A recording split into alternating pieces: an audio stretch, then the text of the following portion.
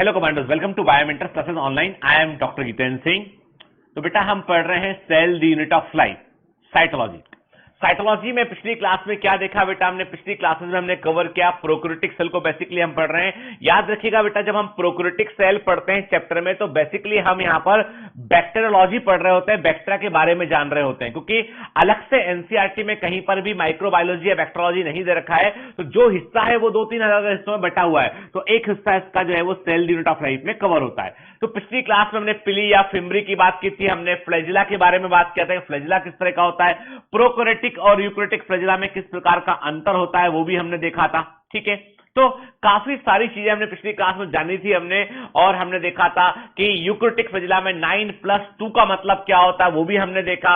हमने पिली या फिम्बरी के रोल को देखा, याद है ना आपको, के कैप्सूल लेयर क्या होता है, स्लाइम लेयर क्या होता है, इसके बारे में भी पढ़ा हमने। ठीक है, चलिए अब एक काम करते हैं, आगे बढ़ने से पहले मैं आपसे 1-2 क्वेश्चन कर लेता हूं ताकि हमको एक बार हम रिकॉल भी कर पाए, थोड़ा दिमाग पर जोर डाल पाए। हम दिमाग पर जोर नहीं डालेंगे तो जोरदार सफलता नहीं मिलेगी। दिमाग पर जोर डालिए जोरदार सफलता के लिए। के तो पहला क्वेश्चन आपके सामने ये है कि बताइए कि बैक्टीरियल फ्लैजिला, बैक्टीरिया के जो फ्लैजिला होते हैं ये किस प्रोटीन से बने होते हैं, के नेम ऑफ द प्रोटीन, के यानी किस प्रोटीन से बैक्टीरियल फ्लैजिला बने होते हैं, के नेम ऑफ द प्रोटीन जो कि बैक्टीरिया के फ्लैजिला को बनाने में रोल प्ले करता है क्या। ठीक है, what are the parts of the bacterial flagella, के parts of bacterial flagella, bacterial flagella के क्या भाग होते हैं। ठीक है, यानी क्या क्या भाग होते हैं इसमें के। ठीक है, यानी किन पार्ट्स में इसको हम डिवाइड करते हैं, parts of the bacterial flagella. ठीक है ना, क्लियर। क्वेश्चन नंबर 3 ये है, what is the meaning of the peritrichous bacteria, के पेरिट्राइकस बैक्टीरिया का मतलब क्या होता है। ठीक है, what is the meaning of the peritrichous bacteria, peritrichous bacteria का मतलब क्या होता है। ठीक है, ठीक।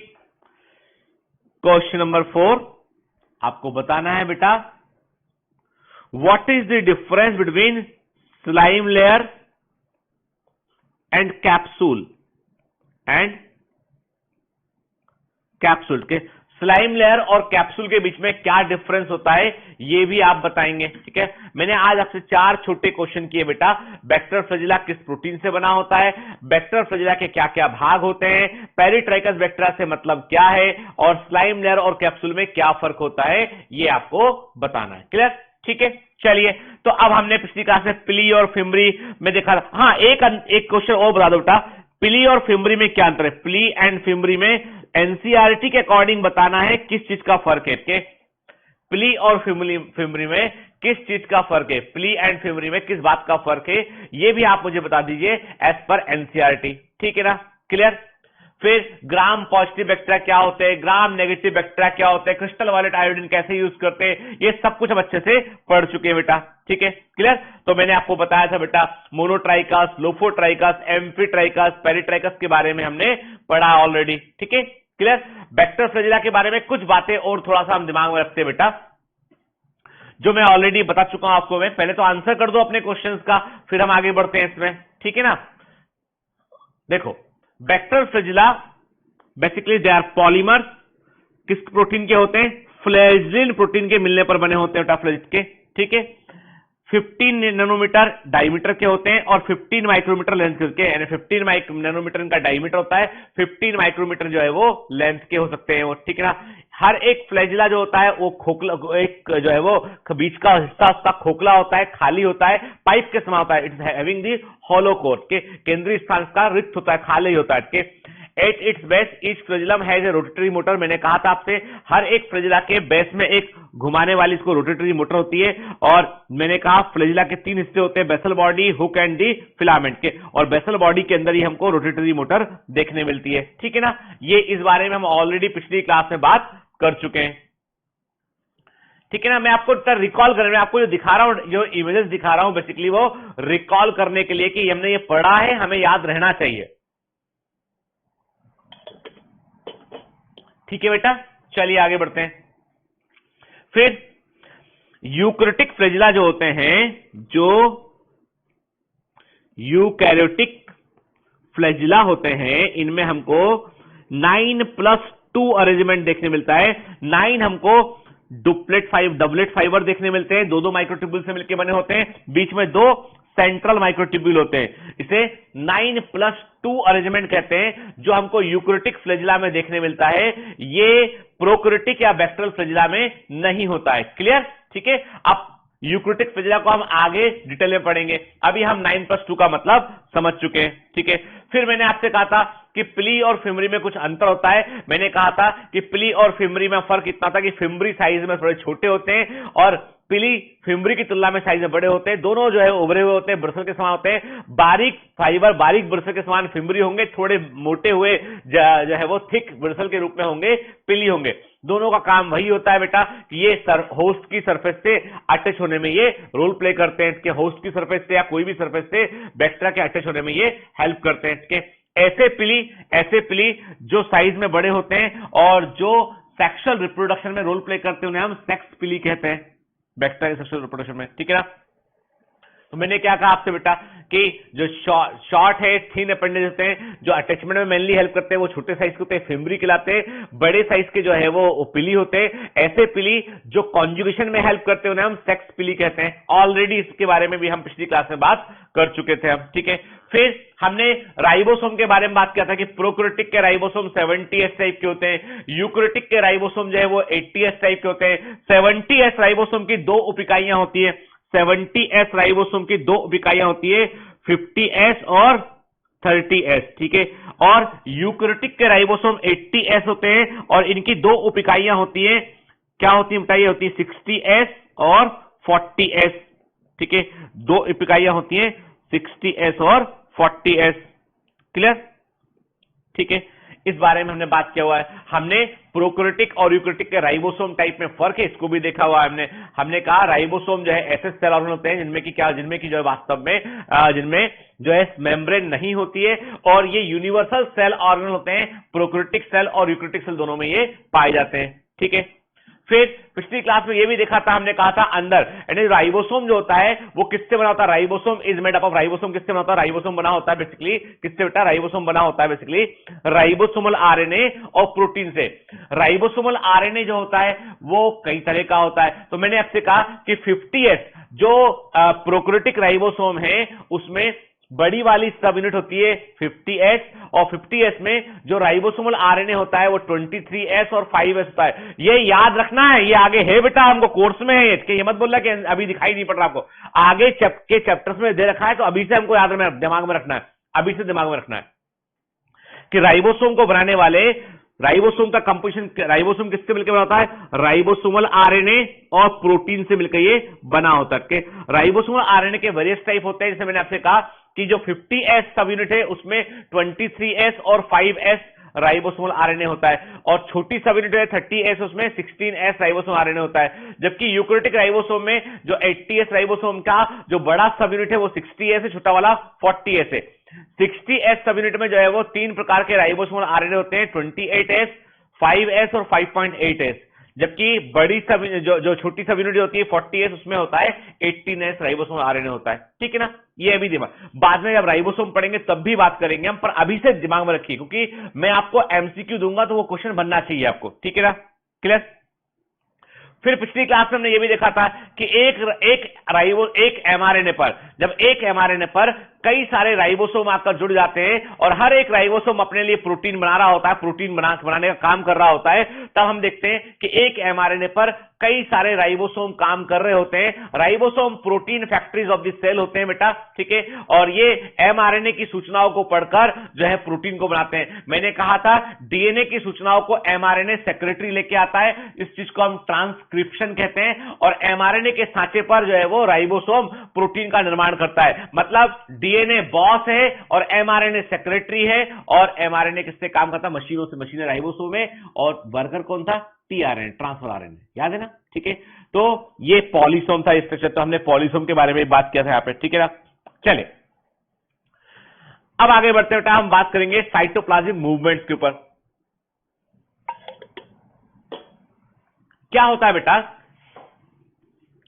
जो प्रोकैरियोटिक सेल होती हैं उनका साइटोप्लाज्म होता है स्टैटिक। ध्यान से बात सुनिए, यानी प्रोकैरियोटिक सेल के अंदर जो साइटोप्लाज्म होता है ना, उसके अंदर कोई मूवमेंट नहीं होते हैं, वो घूम नहीं होता ना प्रोकैरियोटिक। इसका मतलब ये हुआ कि मैं बोल रहा हूं प्रोकैरियोटिक सेल का साइटोप्लाज्म स्टैटिक होता है, इसका मतलब कहीं ना कहीं साइटोप्लाज्म घूमता होगा।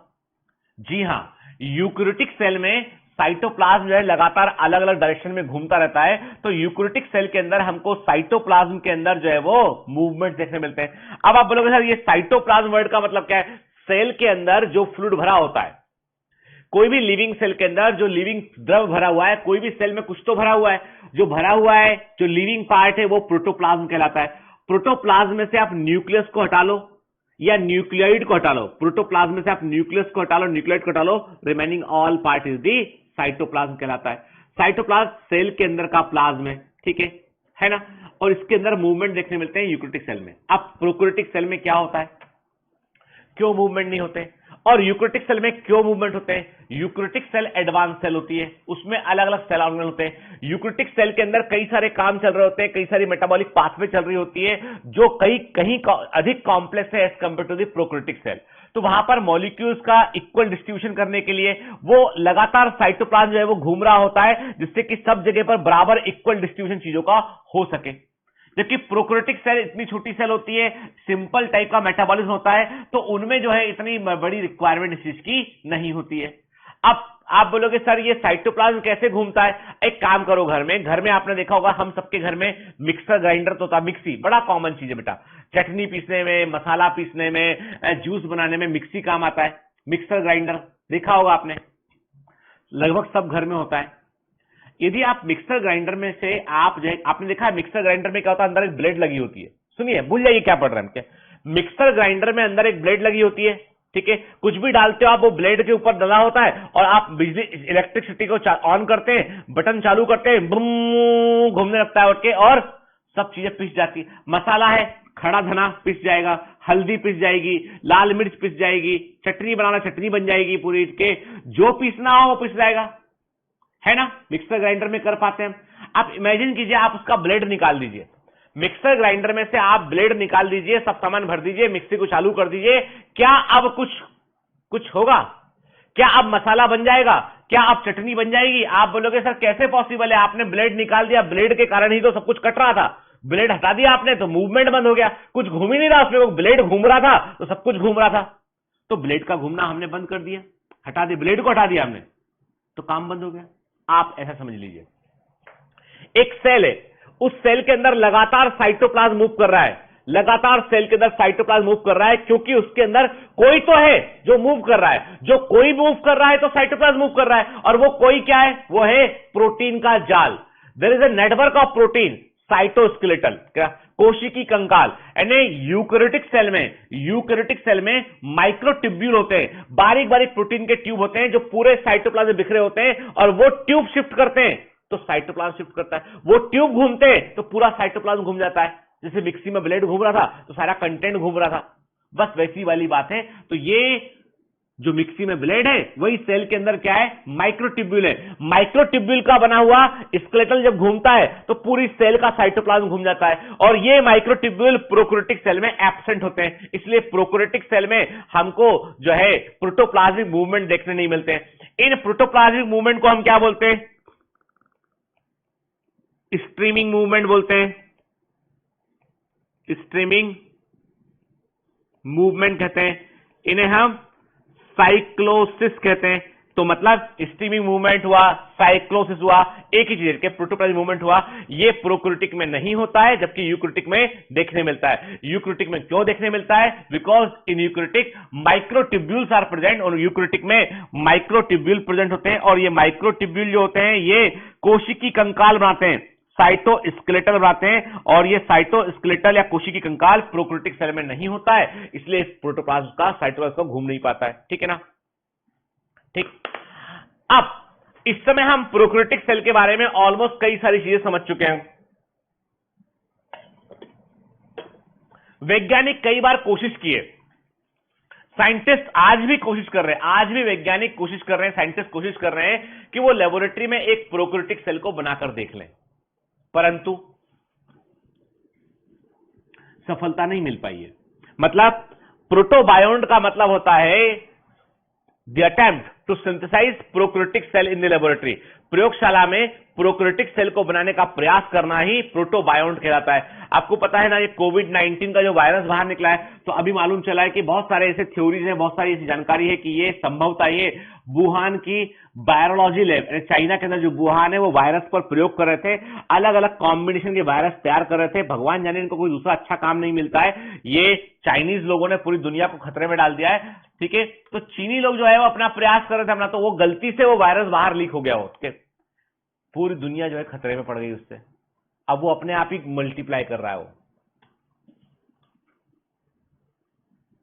तो सच बात तो ये है कि हम जिस तरह का ये खेल कर रहे हैं ना, माइक्रो ऑर्गेनिज्म के साथ में, वायरस के साथ में, बायो वेपन्स के साथ में, ये बहुत ही खतरनाक खेल है ये। क्योंकि इसमें देखिए आज क्या हालत है कि आज मतलब कोई आदमी सुरक्षित नहीं है। हर जगह पे जहां मतलब खतरा, मतलब ये कि नॉर्मल लाइफ जो है वो ऐसा हो गया कि सामान्य जिंदगी जो है ना वो बड़ी मूल्यवान समझने लगी। मतलब ये है कि आज ये समय है कि आप जो है वो लोगों से मिलने से डरने लगे हैं।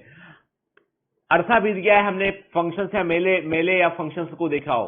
ठीक है, मतलब नॉर्मल जिंदगी थी किसी जमाने में कि लोग जिम जाया करते थे, लोग पब जाया करते थे, लोग बाग जो है वो पार्टीज किया करते थे, लोग बाग जो है सिनेमा हॉल जाया करते थे, सब खत्म कर दिया। 1.5 साल से दुनिया जो है वो अपनी ही जेल में, हर आदमी अपने घर के अंदर ही बंद हो गया, ऑटोमेटिक जेल में बंद हो गया हो। धंधा, व्यापार, फाइनेंस, सब कुछ गड़बड़ा गया पूरा। महंगाई बढ़ती जा रही है, रोजगार कम होते चले जा रहे हैं, क्या करेगा आदमी? सब कुछ किसने किया? एक वायरस ने, गलती से एक वायरस। अब ये क्या गलती है क्या है नहीं मालूम, लेकिन बात इतनी सी है कि माइक्रो ऑर्गेनिज्म कोई खतरनाक सबसे, आज भी हमारा नॉलेज जो माइक्रो ऑर्गेनिज्म के बारे में है वो 1% से भी कम है। तो लेबोरेटरी में जो है प्रोकैरियोटिक सेल को बनाने का प्रयास करना प्रोटोबायोन्ट कहलाता है। ठीक है, कुछ चीजें ऐसी बेटा एक्स्ट्रा स्टॉक पॉइंट्स है जो हमको याद रखना है, प्रीवियस ईयर एग्जाम से पूछे गए। अब ये सभी एक पॉइंट जो है वो आपके आगे नेक्स्ट चैप्टर में, आगे वाले चैप्टर में हम आपको समझाते हुए चलेंगे। जैसे जिक्र आएगा कि स्प्लिट जीन क्या होता है हम बताएंगे आपको, लिंकेज ग्रुप क्या होता है ये भी हम आपको बताएंगे। ठीक है, पॉलीसिस्टोनिक सिस्टोन क्या होता है ये भी बताएंगे। अभी यहां पर हम 4-5 पॉइंट नोट कर लेते हैं जो हमको दिखाई पड़ेंगे एमसीक्यू में के, और हमें पता होना चाहिए। तो ये वो पॉइंट है जो हमने प्रीवियस ईयर एग्जाम से उठाए हमने, और ये प्रोकैरियोटिक और यूकैरियोटिक के बीच का डिफरेंस है, और ये सबसे एडवांस लेवल पर डिफरेंस है। ये एडवांस लेवल पर डिफरेंस क्या होता है वो हमने बताया कि अब ये पॉइंट कहां पे, these are the points from the molecular basis of inheritance chapter के, जेनेटिक्स वाले चैप्टर। तो अलग अलग चैप्टर से ये पॉइंट उठाए गए हैं, तो अब दिमाग में रखना है इसको कि देखो प्रोकैरियोटिक में डीएनए और आरएनए का अनुपात 1:2 होता है, जबकि यूकैरियोटिक में 1:1 होता है। आपके नोट्स में है प्रोकैरियोटिक में डीएनए और आरएनए में डीएनए यदि 1 गुना है तो आरएनए डबल होगा उसका, जबकि यूकैरियोटिक में ये 1:1 होता है। ठीक है, डीएनए बोले तो देखो बेटा, न्यूक्लिक एसिड, नाभिकीय अम्ल 2 प्रकार के, डीएनए और RNA. DNA deoxyribose nucleic acid, RNA ribose nucleic acid, दोनों के दोनों पॉलीमर होते हैं, दोनों नाभिकीय अम्ल होते हैं। न्यूक्लियस जो है जेनेटिक मैसेज अनुवांशिक सूचनाओं को ये रख सकते हैं। तो डीएनए और आरएनए का अनुपात प्रोकैरियोटिक सेल में 2:1 है, यूकैरियोटिक में 1:1 है। फिर अब ये पॉइंट नोट कर लो, इसको समझेंगे आगे हम बेटा जब बायोमोलिक्यूल्स पढ़ेंगे और जब जेनेटिक्स पढ़ेंगे। अभी नोट कर लो, अभी हम इस पर दिमाग नहीं लगाएंगे कि अभी आप इसमें इसको ले, सिर्फ मेरे कहने पे आपके नोट्स के अंदर है, इसको बस याद कर लेना बेटे। मैं एक एक चीज समझाऊंगा बेटा, बिल्कुल चिंता मत करना। आप ये मत बोलना कि सर आगे बढ़ गए बताए बगैर के। अभी ये एडवांस वाले डिफरेंस हमने यहां पर क्यों लिया, ताकि जब हम बाद में रिवाइज करेंगे ना तो हमको वो एक ही जगह पे दिख जाए वो चीजें। ठीक है, adenine thymine guanine plus cytosine, adenine thymine oblique guanine plus cytosine less than 1, ये रेशियो जो होता है वो हर एक ऑर्गेनिज्म के लिए स्पेसिफिक होता है। प्रोकैरियोटिक में 1 से कम होता है, यूकैरियोटिक में 1 से अधिक होता है। यानी प्रोकैरियोटिक में एडेनिन थाइमिन की बजाय ग्वानिन साइटोसिन नाइट्रोजन बेस अधिक मात्रा में होते हैं, यूकैरियोटिक में कम होते हैं। अब ये एडेनिन क्या है, थाइमिन क्या है, ग्वानिन क्या है, साइटोसिन क्या है, नाइट्रोजन बेस क्या है, अभी छोड़ दो इस बात को। अभी आप समझ लो कि सर ने बोला है कि A+T/G+T प्रोकैरियोटिक में 1 से कम है, यूकैरियोटिक में 1 से अधिक है। फिर पॉलीसिस्टोनिक एमआरएनए प्रोकैरियोटिक में देखने मिलता है, यूकैरियोटिक में मोनोसिस्टोनिक एमआरएनए होता है। यह भी याद रखो कि अभी मैं आपको छोटा सा बताता हूं कि बेटा सिस्टोन का मतलब होता है जीन। सिस्टोन वर्ड का होता है ऐसा जीन जो प्रोटीन बनाने में काम लेता है, ऐसा जीन जो प्रोटीन को बनाता है, जीन। जो प्रोकैरियोटिक का एमआरएनए होता है उसमें 1 से अधिक जीन की सूचनाएं हो सकती है।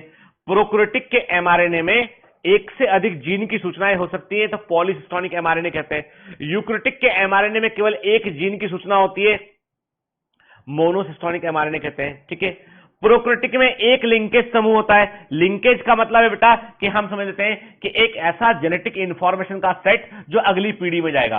तो प्रोक्रिटिक में केवल एक ही डीएनए का सेट होता है जो अगली पीढ़ी में जाता है, तो हम बोलते हैं एक लिंकेज ग्रुप है, केवल एक वेक्टर क्रोमोसोम होता है। जबकि यूक्रेटिक में जैसे हमारे अंदर देखें तो हमारे अंदर कई सारे क्रोमोसोम होते हैं, तो कहने का मतलब है कि दो या दो से अधिक लिंकेज ग्रुप हमको यूक्रेटिक में देखने मिलते हैं। तो याद रखना के, ठीक है। अब लिंकेज क्या होता है जेनेटिक्स के अंदर पढ़ेंगे, मॉर्गन ने क्या बताया था, लिंकेज क्या है, क्रॉसिंग ओवर क्या है, सब आगे पढ़ेंगे, अभी छोड़ दो। अभी दिमाग में इतना रखो कि सर ने बोला है कि पॉलीसिस्टोनिक एमआरएनए प्रोक्रिटिक में, मोनोसिस्टोनिक एमआरएनए यूक्रेटिक में, पर सर ने बोला है एक लिंकेज ग्रुप प्रोक्रिटिक में और दो या दो से अधिक यूक्रेटिक में होते हैं।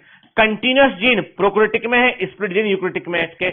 यानी ऐसे जीन जिनमें कोई बाधा नहीं है, लगातार काम कर सकते हैं, वो प्रोक्रिटिक में होते हैं। ऐसे जीन जिनमें जो है वो जो टुकड़े टुकड़े में होते हैं, कुछ काम की इंफॉर्मेशन, बगैर काम की इंफॉर्मेशन, काम की इंफॉर्मेशन, बगैर काम की इंफॉर्मेशन, स्प्लिट जीन यूक्रेटिक में देखने मिलते हैं। ठीक है, अब ये स्प्लिट जीन कैसे होते हैं, एक्सॉन क्या होते हैं, इंट्रॉन क्या होते हैं, अभी हम नहीं पढ़ेंगे उस फेयर में।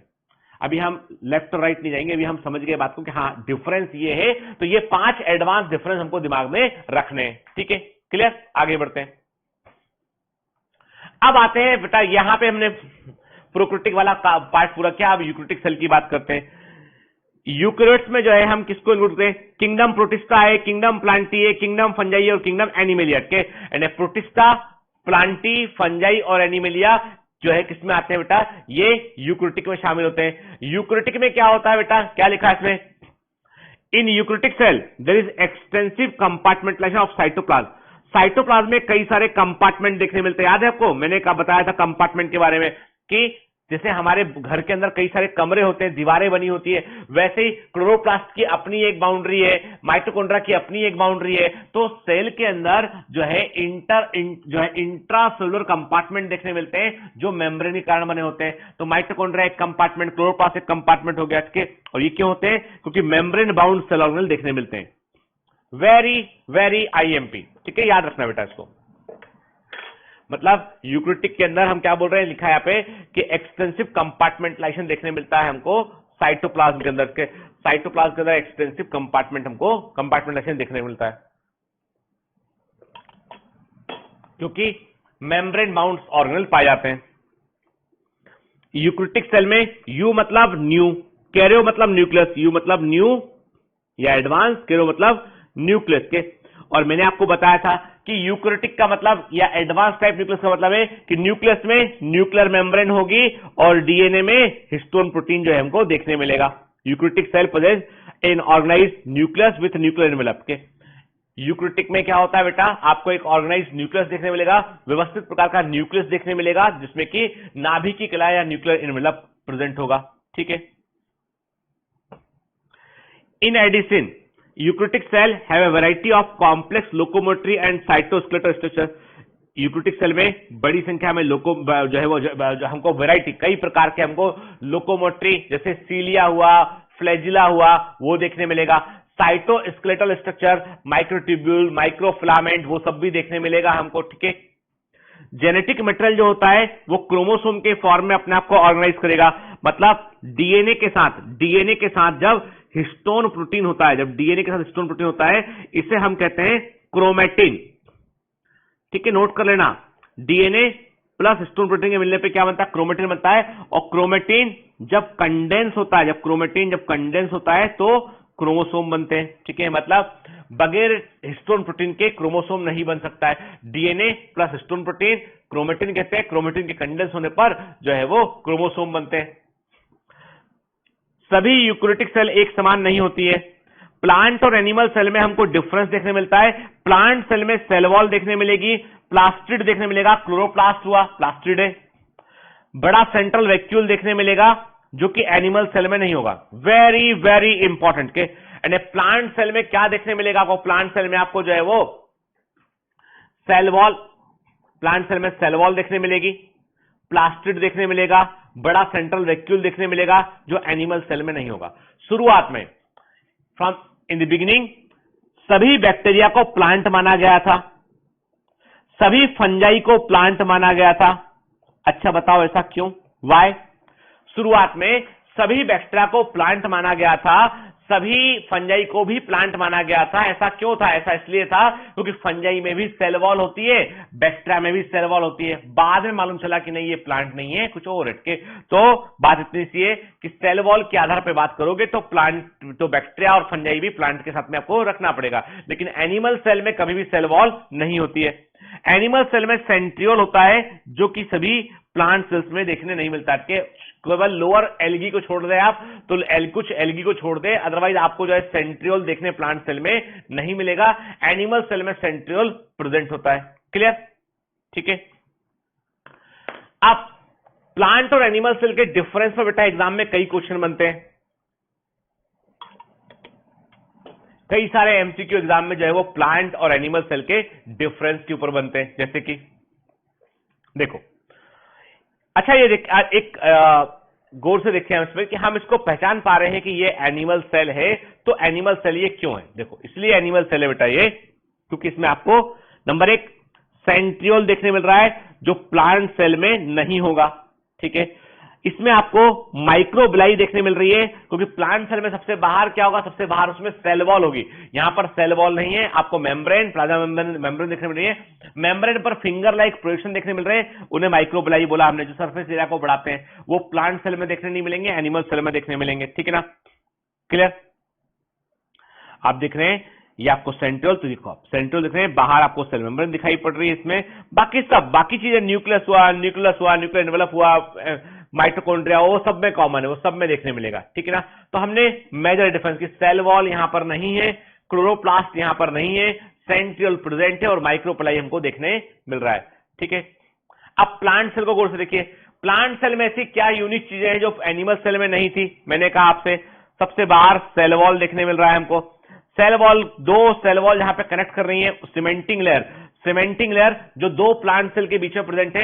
ऐसी सीमेंटिंग लेयर जो दो प्लांट सेल की सेल वॉल को आपस में जोड़ रही होती है, मिडिल लेमिला, वो देखने मिला हमें यहां पे। क्या? तो cell wall, middle lamella animal cell में नहीं होता है। फिर क्या देखने मिला हमें? हमें यहां पे देखने मिला ये क्लोरोप्लास्ट के, क्लोरोप्लास्ट जो फूड बनाने में हेल्प करता है। ठीक है।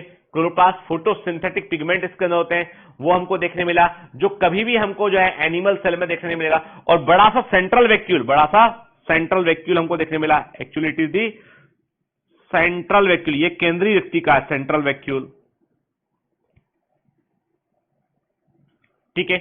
जो एनिमल सेल में कभी नहीं होगा, है ना? तो ये वो डिफरेंस है जो हमें प्लांट सेल के अंदर देखने मिले, जो एनिमल सेल में देखने नहीं मिलेंगे। तो ये जो दोनों इमेजेस मैंने बेटा बताई है ना, दोनों याद रखना है, एग्जाम में ये पूछी जाती हैं। ठीक है। अब हम डिफरेंस को नोट समझ लेते हैं। हमने यहां पे एक डिफरेंस देखना था कि प्लांट सेल और एनिमल सेल में क्या डिफरेंस है। देखो, अब पहले देखो, मुझे मालूम है कि लिखा हुआ है तो बहुत जल्दी पढ़ने का मन करता है, पढ़ ले, याद करें, कहां सुनेंगे, बोर लग रहा है, तो वो सब मत सोचो। छोटी क्लास से पढ़ते आते हैं हम लोग, लेकिन तब भी क्या फंडा क्लियर रहता होगा। फंडा क्लियर करने के लिए यहां पर हम याद रखिए, plant cell generally larger than animal cell के, यानी प्लांट सेल और एनिमल सेल में प्लांट सेल का साइज जनरली लार्जर होता है, एनिमल सेल का साइज जनरली छोटा होता है।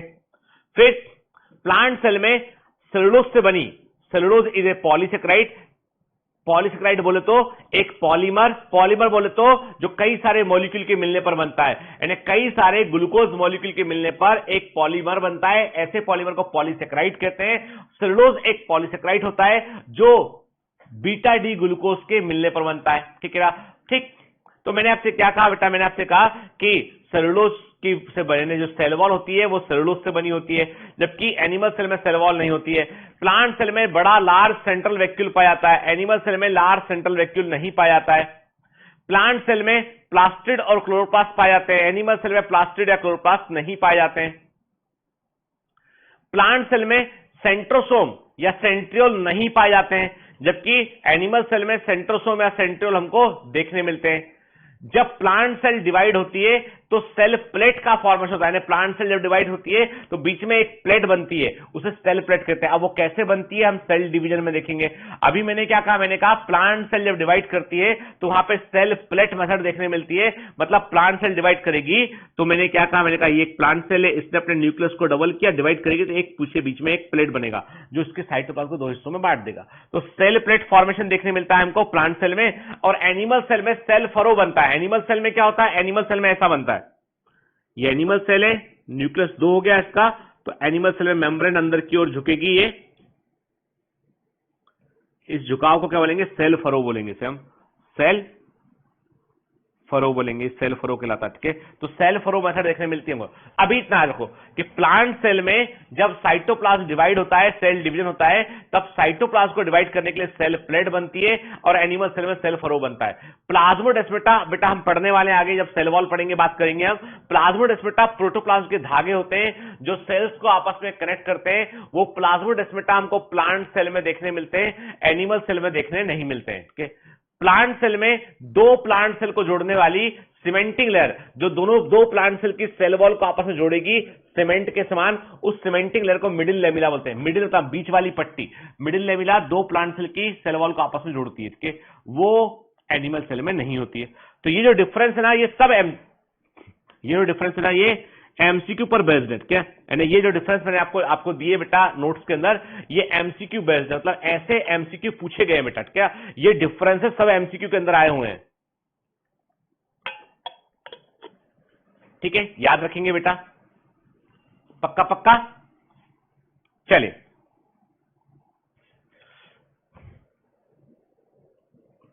Overview of a typical mature plant cell के, एक प्रारूपिक परिपक्व पादप कोशिका का अवलोकन, ओवरव्यू देख रहे हैं हमें। जनरल एक दिमाग में तस्वीर क्लियर, देखो बेटा ये एनसीईआरटी में ऐसा नहीं रखा है, पर यदि हमने ये इमेज दिमाग में क्लियर नहीं किया ना तो हमको प्लांट फिजियोलॉजी में प्लांट वाटर रिलेशन पढ़ेंगे, वहां दिक्कत जाएगा हमको। के तो जो चीजें मैं बता रहा हूं आपको, ये बिल्कुल फंडामेंटल्स हैं, इसके बगैर हम आगे नहीं बढ़ पाएंगे हमके। प्लांट सेल में सबसे बाहर क्या होती है, सेल वॉल होती है। ठीक है, ठीक, याद रखिएगा सेल वॉल किसी को नहीं रोकती है। Cell wall is not a barrier, वो अपने आर पार वाटर को जाने देती है, अपने आर पार सब तरह के सॉल्ट उसके आर पार निकल सकते हैं। तो cell wall is not a barrier for water and dissolve minerals, कोई बैरियर नहीं, it is almost freely permeable. हाँ, बड़े प्रोटीन मॉलिक्यूल आर पार नहीं निकल पाएंगे, लेकिन नॉर्मल जो मॉलिक्यूल्स है, नॉर्मल जो मोनोसेक्राइड्स है, वो मोनोसेक्राइड हुआ है, सिंपल मॉलिक्यूल है, वो आर पार निकल सकते हैं। ठीक है, फिर सेल वॉल के अंदर क्या होती है, सेल मेम्ब्रेन होती है। ठीक है, जो सिलेक्टिव परमेबल होती है। पिछली क्लास में हमने बात भी किया था सिलेक्टिव परमेबिलिटी का मतलब क्या होता है, सिलेक्टिव परमेबल होती है। ठीक है, लास्ट क्लास में बात किया था हमने सेल मेम्ब्रेन। ठीक है, फिर साइटोप्लाज्म दिखाई पड़ रहा है आपको, न्यूक्लियस से बाहर का जो साइट प्रोटोप्लाज्म है, प्रोटोप्लाज्म में से आप न्यूक्लियस को हटा दोगे तो बचा हुआ लिक्विड जो है वो क्या, वो है साइटोप्लाज्म। ठीक है ना, फिर बीचों बीच सेंट्रल वैक्यूल दिखाई पड़ रहा है आपको, सेंट्रल वैक्यूल के अंदर जो लिक्विड भरा हुआ है वो है सेल सेप, और इस लिक्विड को घेरने वाली जो मेम्ब्रेन है वो है टोनोप्लास्ट। ये दोनों मिलकर कराते हैं सेंट्रल वैक्यूल।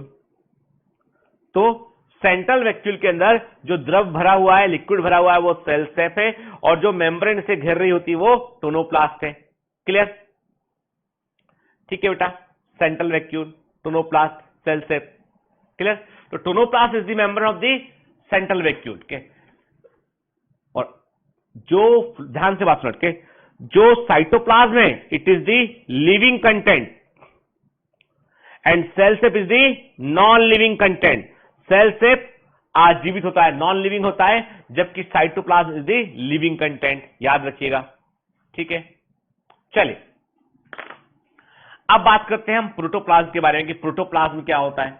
देखो बेटा, बेसिक फंडा यह है कि ऐसा मानते हैं हम कि कोई भी लिविंग ऑर्गेनिज्म में जो लिविंग कंटेंट है, जो ट्रूली अलाइव पार्ट है, the truly alive part of a cell, एक कोशिका का, सेल का वास्तव में जो जीवित हिस्सा है वो होता है प्रोटोप्लाज्म। जो भरा है उसके अंदर, सेल के अंदर लिविंग है वो सेल, तो उसके अंदर जो भरा है वो प्रोटोप्लाज्म है। ठीक है, प्रोटो मतलब प्रीमिटिव, प्लाज्म मतलब लिक्विड, प्रीमिटिव लिक्विड जिसके बारे में आज भी हम कंपोजिशन जानते हैं पर लेबोरेटरी में बना नहीं पाते हैं, कोई वाइटल एनर्जी उसके अंदर, इसके बारे में हमें पता नहीं है बेटा, ठीक है। तो प्रोटोप्लाज्म को पहली बार कॉर्टी ने देखा। अब देखो बेटा कुछ क्रोनोलॉजी है, ये फ्रीक्वेंटली आस्क्ड क्वेश्चन है, ध्यान से मेरी बात सुनना बेटा। ये जो क्रोनोलॉजी लिख रहे हो, जो साइंटिस्ट के नाम आपको दिखाई पड़ रहे हैं बेटा, ये बार बार पूछे गए एमसीक्यू हैं, एग्जाम में पूछे जाते हैं। अभी से नहीं, 20 साल से पूछ रहे हैं इनको, ठीक है ना। भले ही एनसीईआरटी में नहीं है पर ये नाम पता होना चाहिए हमको, ये बड़े इंपॉर्टेंट क्वेश्चन है, ये फ्रीक्वेंटली आस्क्ड क्वेश्चन में से एक है। प्रोटोप्लाज्म को पहली बार देखा था कॉर्टी ने 1772 में। Dujardin gave sarcode name to the term to the protoplasm. Dujardin ने प्रोटोप्लाज्म के लिए सार्कोड वर्ड का इस्तेमाल किया। प्रोटोप्लाज्म टर्म को देने वाले साइंटिस्ट थे J E Purkinje, very very important, and कम से कम 8-9 बार पूछा गया क्वेश्चन है के।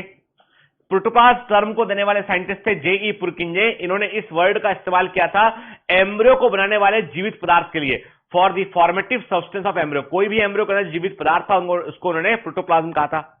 हैंस्टिन ने जो है इसको प्रोटोप्लास्ट कहा। हैंस्टिन ने प्लांट सेल का स्टडी किया और उसके लिए उन्होंने वर्ड दिया प्रोटोप्लास्ट। हैंस्टिन ने कहा कि एक प्लांट सेल में से सेल वॉल को निकाल लो, जो बचेगा वो प्रोटोप्लास्ट है, ठीक है। ह्यूगो वॉन मोल, इन्होंने प्रोटोप्लाज्म का महत्व बतलाया सेल डिवीजन में। इन्होंने कहा कि सेल जो है वो प्रोटोप्लाज्म के कारण ही सेल डिवाइड करती है, तो उन्होंने इसका इंपॉर्टेंस बताया सेल डिवीजन में। और इन्होंने प्रोटोप्लाज्म टर्म को इस्तेमाल किया प्लांट सेल के लिविंग कंटेंट के लिए। तो जितने 5 पॉइंट जो लिखे हैं बेटा, ये 5-6 पॉइंट जो लिखे हैं आपके, ये सब के सब एग्जाम में पूछा है, ये 5 पॉइंट एग्जाम में पूछे गए बेटा। तो हम यही क्लास में याद करते हैं कि मैं आपको एमसीक्यू में दूंगा, ये आपको मैं डीपीएस में भी दूंगा ताकि याद हो जाए।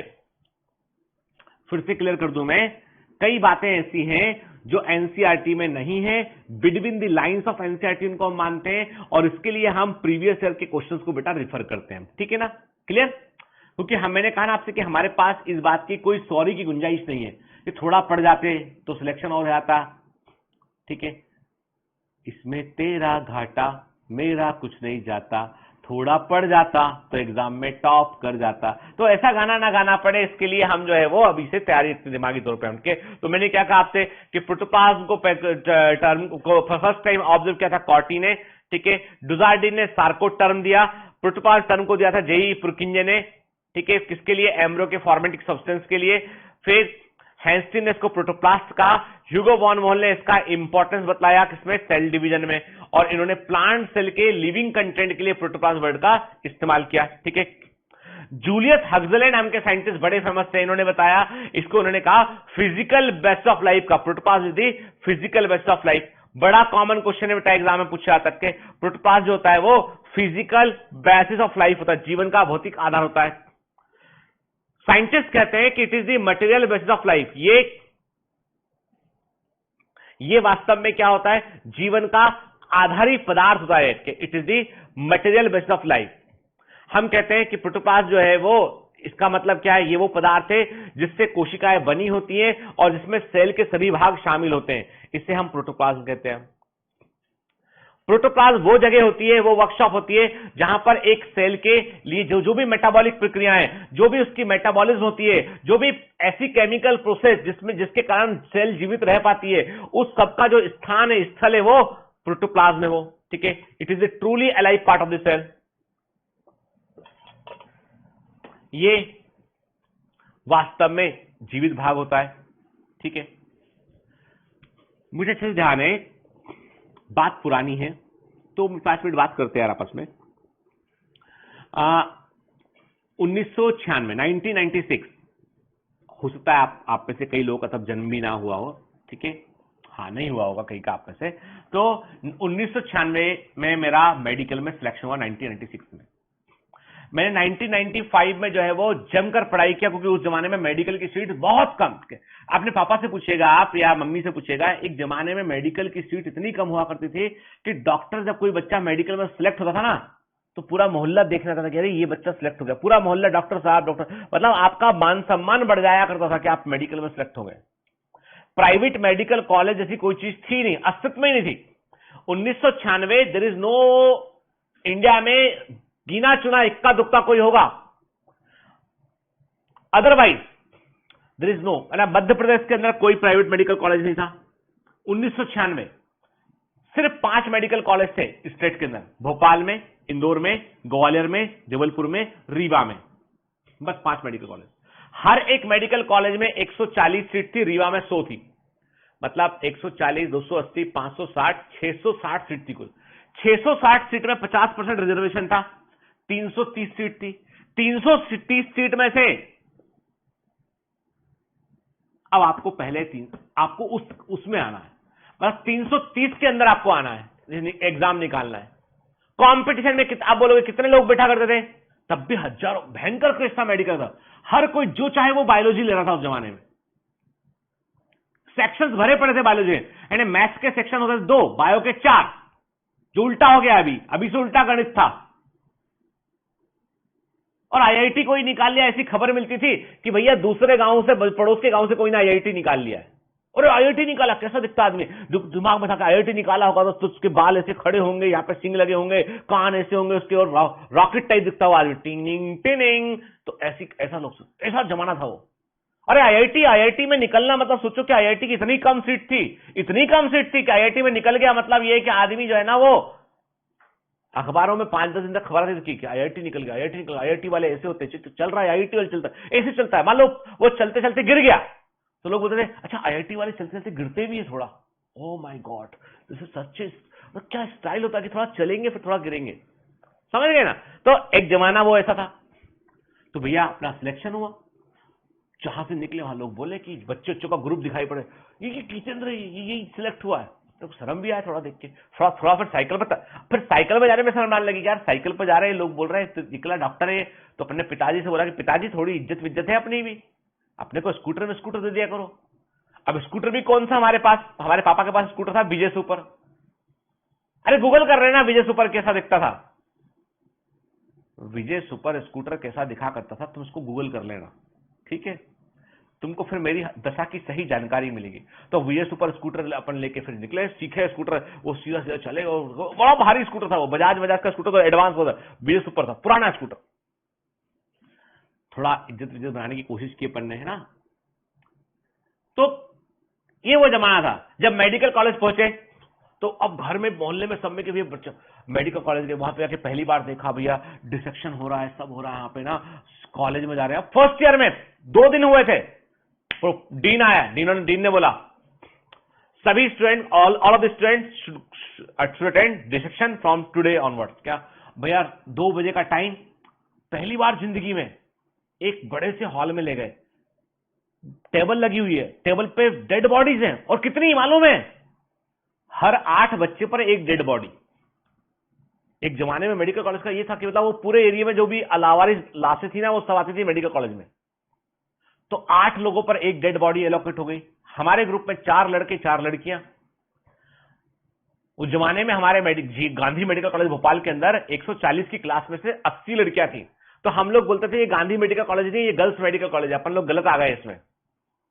और इंजीनियरिंग वाले जला करते थे हम लोगों से बहुत, उनकी जान जलती देख के कि देखो देखो इनके आधे से, इनकी तो 80% मतलब ऑपरेशन गर्ल्स से इनकी।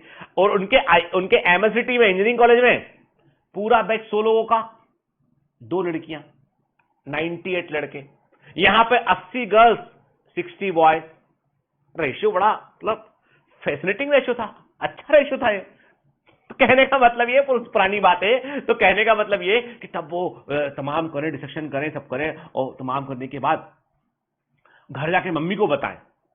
वीकेंड में सैटरडे को घर जाते थे, मम्मी पूछती क्या हुआ, आज हमने डेड बॉडी काट के देखा। घर से बाहर निकलो, क्यों, अरे तुम घर में आ गए, अंदर से सीधा बाहर ले जाके फिर गंगा जल छिड़का, गंगा जल भगवान माफ करना, ऐसा ऐसा करके चलो पहले नहाओ जाके, फिर उसके बाद घर के अंदर आना। अरे मैंने कहा हद है, मम्मी को पता ही नहीं कि जो बस्ता लेके अपन आए हैं कॉलेज से, उसमें 2-3 हड्डियां डली हुई हैं, उसमें पढ़ने के लिए लेके आए थे अपन, एक ह्यूमरस लेके आए थे बकायदा, है ना, और कुछ जो है वो अपना एक स्कैपुला लेके आए थे, ऐसी 2 हड्डियां रखी बैग के अंदर। मम्मी ने बैग निकाला कि कपड़े होंगे बच्चे के, इसमें बेटा आया होता। और ये क्या, अभी दिवाली का समय, ये बाहर निकलो, घर से बाहर निकलो, ये तुम हड्डी वापस रख के आओ।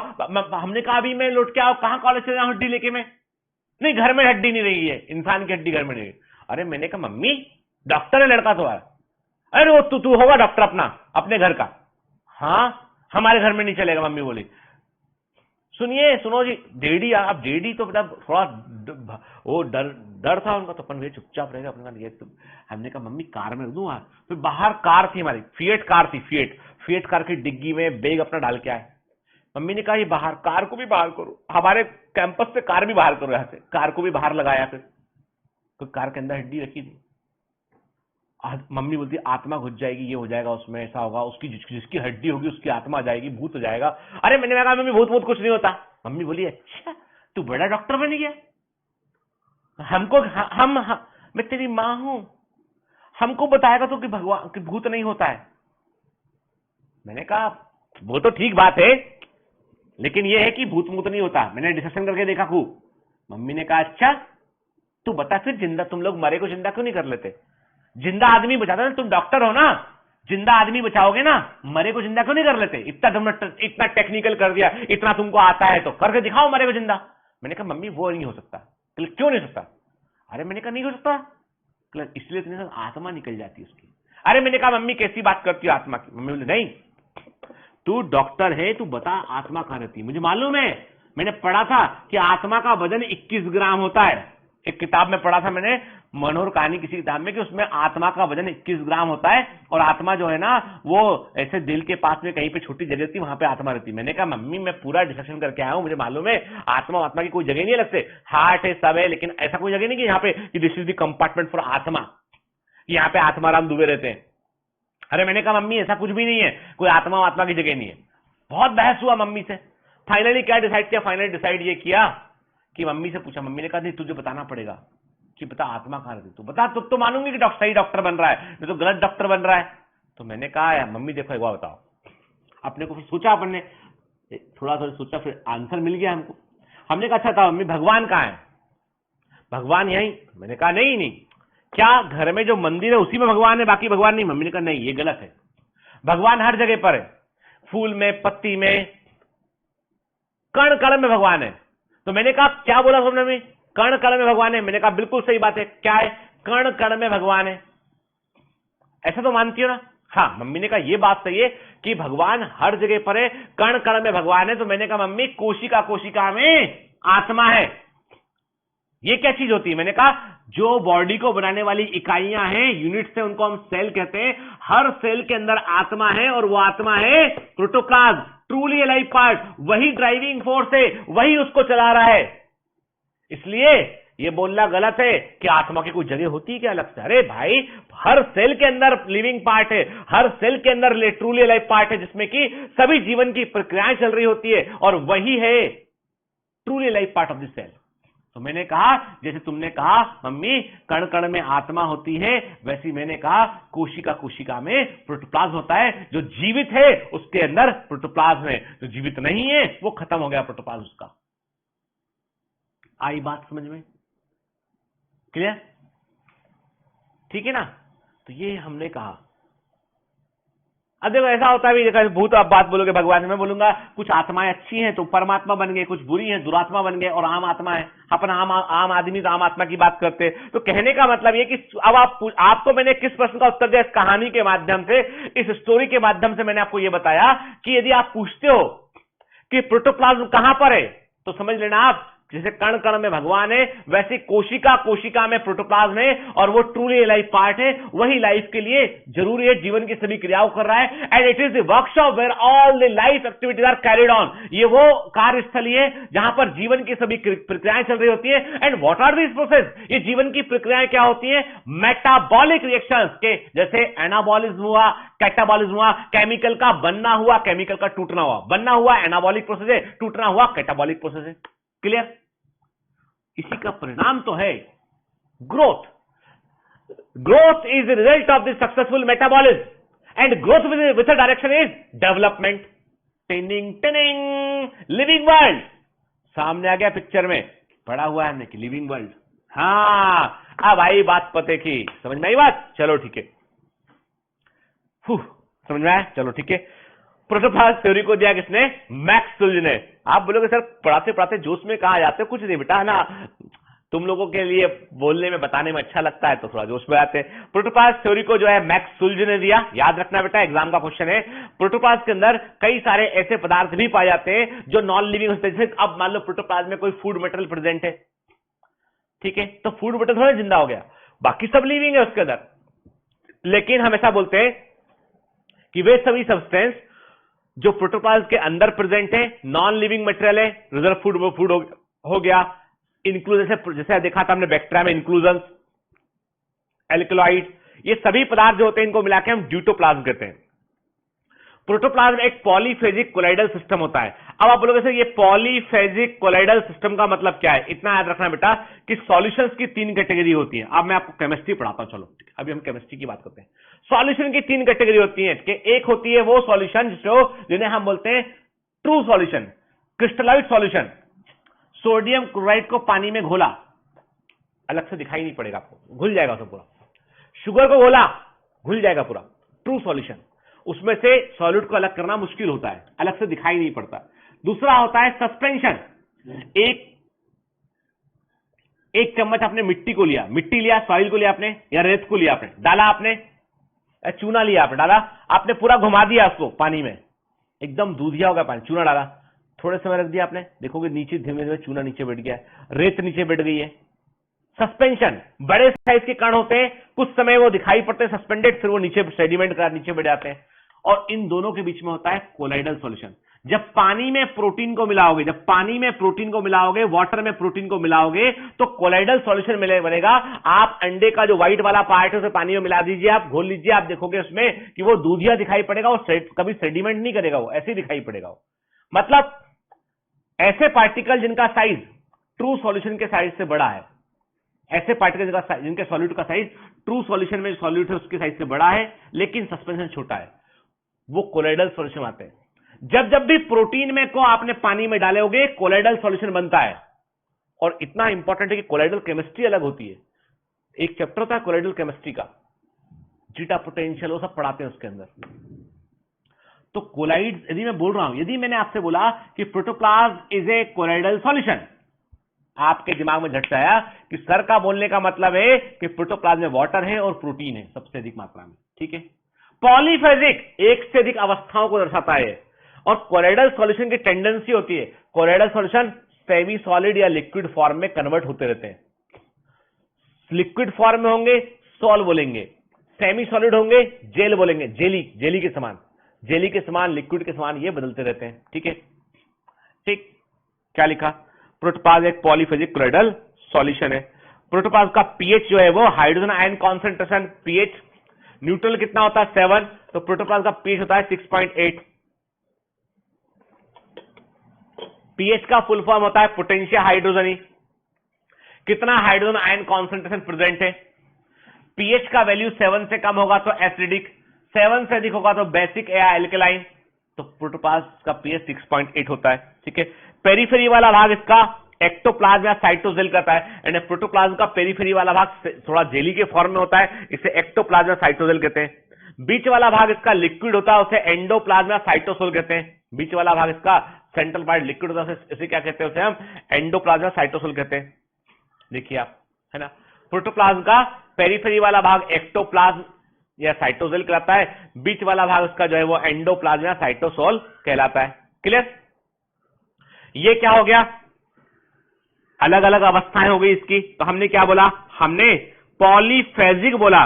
जब आप पॉलीफेजिक वर्ड यूज करते हो मतलब 2 अवस्थाएं यहां पे, एक्टोप्लाज्म, एंडोप्लाज्म, साइटोसोल एंड साइटोसेल अवस्थाएं आपको देखने मिलती है इसके, तो याद रखना। इसीलिए हम प्रोटोप्लाज्म को पॉलीफेजिक कहते हैं, क्योंकि प्रोटोप्लाज्म के अंदर जो मेजर कंपोनेंट है वो वाटर एंड प्रोटीन है, और इनके मिलने पर क्या बनता है? कोलाइडल सॉल्यूशन बनता है। इसलिए क्या बोला हमने? Polyphasic colloidal solution. Protoplasm is a polyphasic colloidal solution, ये बोला हमने। क्लियर? ठीक है, ठीक। अब ध्यान रखना बेटा, समय समय पे कई वैज्ञानिक है, कई साइंटिस्ट हैं, इनका मैच दी कॉलम में आया हुआ है, जिपमर के अंदर क्वेश्चन आया हुआ है, एम्स में आया हुआ है बेटा, तो पता हमको थोड़ा होना चाहिए। तो एक काम करते हैं, बहुत इंपॉर्टेंट तो नहीं है ये, पर एक बार दिमाग में से रहेगा तो कभी गलती नहीं करेंगे। मान लो आ गया बाउंस को, ये मतलब संभावना कम है, पर दिस में कम इंटू, तो मैं आपको बताना मेरा काम है बेटा, लेकिन this is not very important. इसमें एक चीज इंपॉर्टेंट है, वो हमको याद रखना है इसमें से, ठीक है। बाकी ये एग्जाम में बेटा कई बार मैच दी कॉलम पहले आया हो, प्रीवियस ईयर क्वेश्चन में आया हुआ, इसे पता होना चाहिए। तो प्रोटोप्लाज्म के फिजिकल नेचर की थ्योरी ने कोलाइडल थ्योरी को दिया था Wilson Fischer Hardy. Wilson Fischer Hardy ने कहा कि प्रोटोप्लाज्म कोलाइडल होता है, केवल प्रोटीन और वाटर होता है।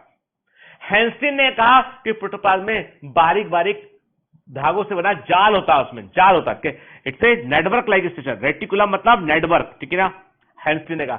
फ्लेमिंग ने कहा नहीं, प्रोटोप्लाज्म में ऐसे छोटे छोटे फाइबर होते हैं, फिब्रिलर थ्योरी। बुशली ने कहा कि प्रोटोप्लाज्म में हवा से भरे हुए ऐसे स्थान देखने मिलते, जगह एल्वेलाई देखने मिलते हैं, एल्वेलर थ्योरी के। अल्टमान ने कहा कि प्रोटोप्लाज्म में दाने होते हैं, ग्रेनुलर थ्योरी। और जो थ्योरी सबसे अधिक मानी जाती है वो है कॉलिकर की क्रिस्टलोकोलाइडल थ्योरी। कॉलिकर ने कहा कि प्रोटोप्लाज्म में वाटर भी होता है, प्रोटीन भी होता है, साथ में मिनरल सॉल्ट भी होते हैं, जो कि बिल्कुल सही बात है। तो क्रिस्टलोकोलाइडल थ्योरी को कॉलिकर ने दिया था। ये out of the box question है जो एनसीईआरटी में नहीं है, लेकिन आपको पता होना चाहिए क्योंकि ये प्रीवियस एग्जाम में कई बार पूछे गए प्रश्न में से एक है। आप में से कई बच्चे बार बार बोलते हैं पीवाईक्यू पीवाईक्यू, अरे पीवाईक्यू सब चल रहा है, क्लास में चल रहा है, आपके डीपीएस में चल रहा है, सब जगह कवर कर रहे हैं। तो ये मानकर चलो कि आप ऐसा कोई क्वेश्चन नहीं होगा जिसका आप आंसर ना कर पाए, ऐसा कोई क्वेश्चन नहीं होगा, ठीक है ना। इसलिए दिमाग से निकाल दीजिए, क्योंकि यहां पर हम आपको टॉपर बनाने के लिए पढ़ा रहे हैं ना। हम यहाँ पे 98.5% क्वेश्चन जो प्रेजेंट ट्रेंड है, जो एनसीईआरटी आते हैं, वो तो पूरे कवर कर रहे हैं, और 5% की संभावना भी नहीं छोड़ रहे हैं, वो भी कवर कर रहे हैं। ठीक है, पहले बतलाए थे कि एनसीईआरटी में नहीं, इसीलिए बोलते चलते हैं आपको हम, ठीक है ना। चलिए अब आज की क्लास यही खत्म करते हैं। तो आज हमने देखा बहुत सारी इंपॉर्टेंट चीजों को समझा हमने, कई सारी चीजें फैक्चुअल है बेटा। तो इन चीजों को याद रखने का बेस्ट तरीका यह है कि इन पर हम एमसीक्यू देंगे, वो एमसीक्यू एक बार लगा लेंगे, बस उसके अलावा कुछ नहीं आएगा। एंड प्रीवियस ईयर में जैसा एमसीक्यू आया था वैसा ही एमसीक्यू देंगे, ताकि वो आपकी नजर के सामने एक बार क्वेश्चन आ जाए, ठीक है ना। तो पढ़ते रहिए बेटा, मेहनत करते रहिए, ऑल द बेस्ट।